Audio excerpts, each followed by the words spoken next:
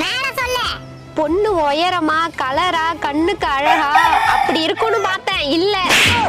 ஆனா பரவாயில்ல, பொண்ணுக்கு 2.25 பவுன் தான் போடுவாங்களாம். அது என்னடி 1/4 பவுன் கணக்கு? வீட்டுல மொத்தம் 2 பொண்ணு 4.5 பவுன் தான் வச்சிருக்காங்களாம். அத பிரிச்சு பாதியா போடுறாங்க. அப்புறம் என்னடா, பெரிய குடும்பம் தான்.